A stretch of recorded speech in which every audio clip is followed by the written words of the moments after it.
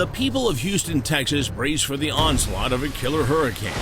But in nearby Baytown, a killer is already hard at work. And in apartment 302, it's raining blood. We've discovered significant blood that really led us to believe something tragic had happened. Emergency crews are getting ready for one of the biggest hurricanes in U.S. history. Harvey is on the doorstep.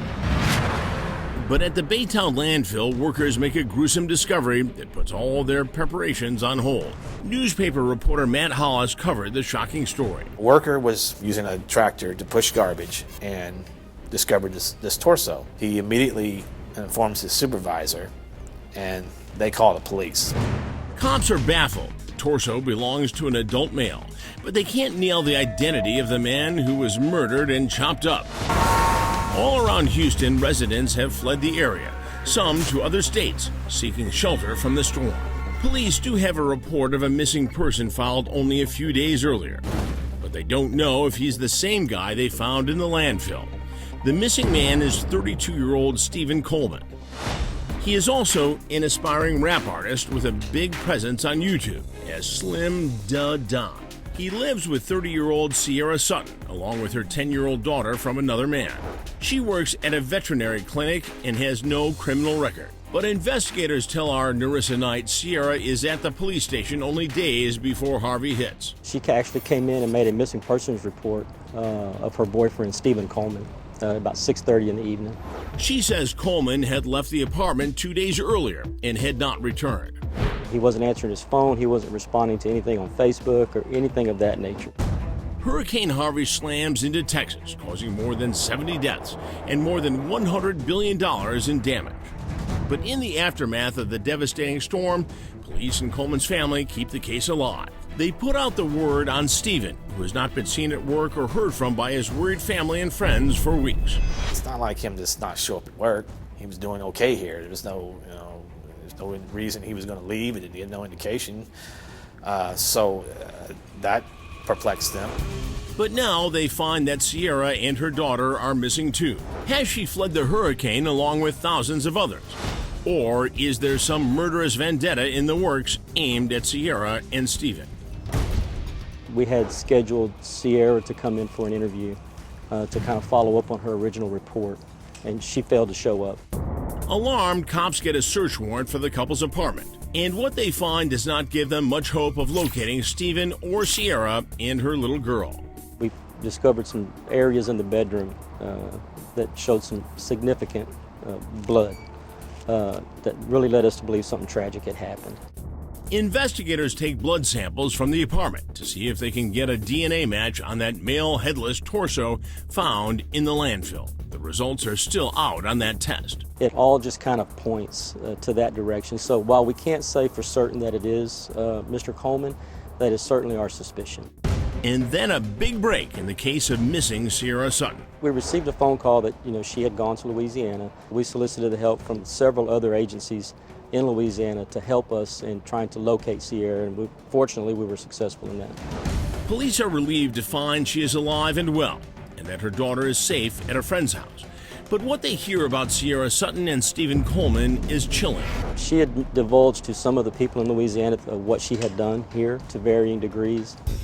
Lieutenant Steve Doris won't go into graphic detail, but reporter Matt Hawes has gone over all of the evidence and witness statements. Graphic details about what Sierra told her friend she did to Stephen Coleman, and it's an absolute shocker. They had an argument, and then at some point he decides to go to bed. And then while he's asleep, she shoots him in the head, point blank. While he's asleep in the bed? While he's asleep in the bed, and while her daughter is in the other room.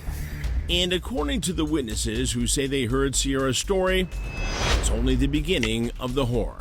In an attempt to conceal the body, she discovers that he's too heavy and she can't move him. So she comes up with this idea to get a machete and cut his body into pieces. This happens with a child in another room. And chop off his arms, chop off his legs, chop off his head. And then to wrap these pieces up, put him in your car. She's driving around town with pieces of his body and putting it in different dumpsters.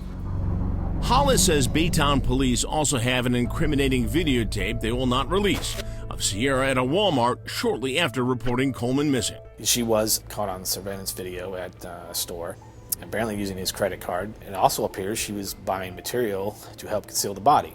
She was purchasing duct tape and a foam mattress. Police aren't giving any theories about a motive, but they say Stephen may have had a premonition about his fate. Mr. Coleman had actually confided in somebody that if he came up missing or if something ever happened to him, to make sure that the police look at Miss Sutton, which was kind of an ominous thing. And while cops are still waiting to see if there's a DNA match between the blood samples at the apartment and the torso at the landfill, they aren't wasting any time. They figure they have enough evidence to go to Louisiana, put handcuffs on Sierra Sutton, and charge her with murder. Once we figured out where she was at, she was actually coming out of her apartment to get in a vehicle and leave when she was arrested. She's extradited back to Texas, where she awaits arraignment. And police can only wait to see if she tells the judge the same horrifying story that her friends say she told them in Louisiana. It's a lot for one person to do, but we're looking at those angles to see if we can, connect anybody else to this crime, but to this point we have not. Her alone. Her alone. It's unusual for a woman to have that kind of,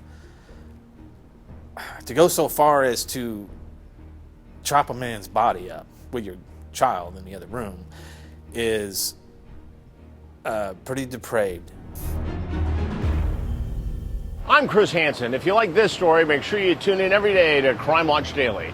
You can find where the show airs in your city at crimewatchdaily.com. Watch it live or record it on your DVR and watch it at night. And to all those criminals out there, remember, we are watching.